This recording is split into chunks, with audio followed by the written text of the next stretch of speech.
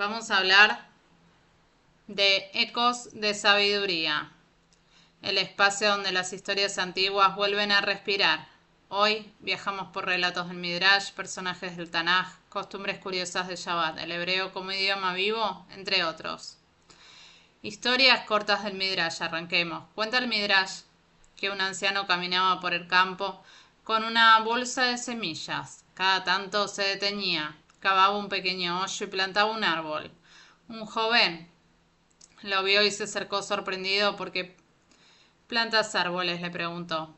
Eres viejo, no vivirás para verlos crecer. El anciano lo sonrió. Es verdad, dijo, pero cuando yo era niño, otros plantaron árboles por mí. Hoy planto para quienes aún no han nacido. Esta historia tan simple nos recuerda algo que solemos olvidar. No todo lo que hacemos es para nosotros. A veces la vida se vuelve más grande cuando pensamos en quienes vendrán después. Otra historia, la lámpara y el aceite. El Midrash cuenta que un sabio encendía cada noche una lámpara con una gota de aceite, una sola gota, y sin embargo la luz duraba hasta el amanecer. Un discípulo intrigado le preguntó: ¿cómo puede ser? ¿Qué clase de aceite usás? El sabio respondió: no es el aceite, es la intención. El Midrash nos guiña un ojo. A veces lo pequeño dura más cuando lo hacemos con propósito. Una palabra amable, un gesto, un minuto de atención puede iluminar más de lo que imaginamos. Pasemos a personajes del Tanaj. David, el muchacho que se convirtió en rey. David no empezó como rey, empezó como pastor, un chico que tocaba el arpa para espantar la soledad de las montañas. Lo interesante de David no es que venció a Goliat, lo interesante es cómo lo venció. No con fuerza, no con tamaño, no con armadura, sino con una certeza interior. Yo no peleo solo. David es el personaje que nos recuerda que la confianza puede ser más grande que el miedo, que a veces la piedra más pequeña es suficiente, si la lanzamos con convicción. Miriam, la voz que sostuvo el pueblo. Miriam aparece pocas veces, pero cuando aparece cambia la historia. Fue ella quien vigiló la canasta de su hermano Moisés en el río. Fue ella quien cantó la primera canción de libertad después del cruce del mar. Fue ella quien sostuvo al pueblo cuando la esperanza flaqueaba. El Tanaj la llama profetisa, pero también podríamos llamar guardiana de la fe. Miriam nos enseña que hay voces que no necesitan gritar para ser poderosas, voces que sostienen, que acompañan, que recuerdan. Todavía podemos seguir. Jonah, el profeta que huyó. Es uno de los personajes más humanos del Tanaj. No es un héroe perfecto, es alguien que tiene miedo, que duda, que escapa. Cuando Dios le pide ir a Nínive, Jonah hace lo que muchos haríamos, corre en la dirección contraria. Pero la historia no es sobre su vida, es sobre su regreso, sobre cómo incluso cuando nos escondemos, la vida nos encuentra, sobre cómo a veces el viaje más importante es el que hacemos hacia adentro. Costumbres curiosas de Shabbat. Shabbat es conocido como el día de descanso, pero también es un día lleno de datos curiosos, pequeños rituales que sorprenden a quienes lo descubren por primera vez. La luz que se enciende para descansar. Antes de que comience el Shabbat, se encienden velas, no para iluminar la casa, sino para iluminar el alma. Es un gesto que dice: aquí empieza la paz. Por ejemplo, tenemos las halot que cuentan una historia. En la mesa de Shabbat hay 2 halot. ¿Por qué 2? Porque recuerda, hermana que caía en el desierto. Doble porción antes del día de descanso, una tradición que se convierte el pan en memoria, desconectar para conectar. Durante Shabbat, muchos judíos invitan a usar la tecnología, no como prohibición, sino como regalo, un día para escuchar sin pantallas, hablar sin interrupciones, existir sin prisa. Cantos que abren la noche.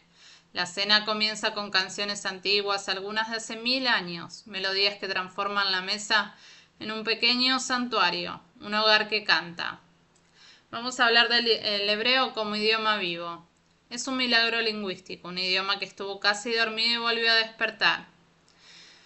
Durante siglos el hebreo fue la lengua de estudio y oración, hasta que hace poco más de 100 años volvió a convertirse en la lengua hablada. Hoy millones lo usan para pedir café, discutir política. escribir poesía.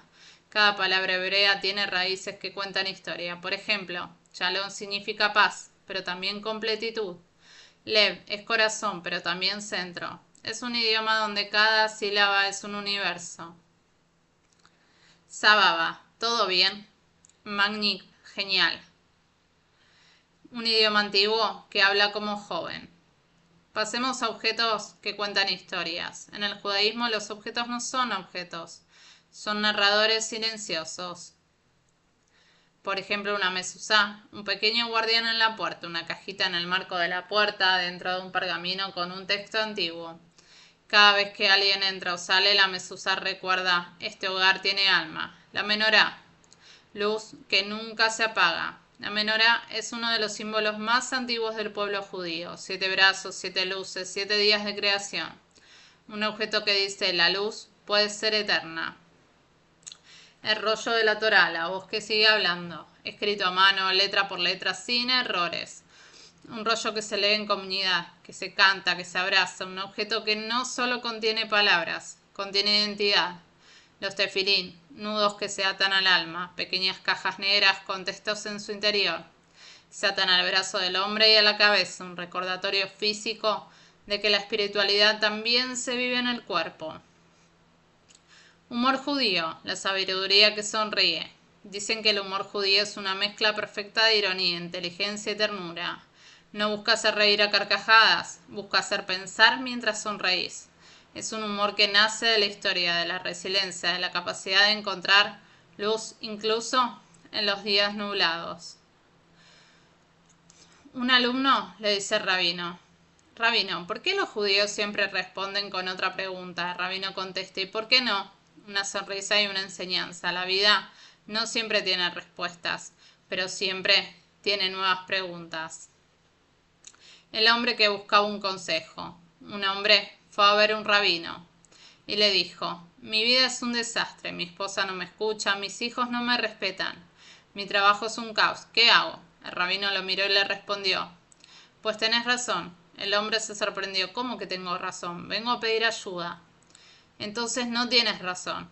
El hombre confundido preguntó, ¿en qué quedamos? El rabino dijo, en que si buscas soluciones, deja de buscar razones. Una broma sí, pero también una enseñanza envuelta en humor. Reír para seguir. El humor judío no es burla, es una forma de resistencia, una manera de decir sí puedo reír, puedo seguir.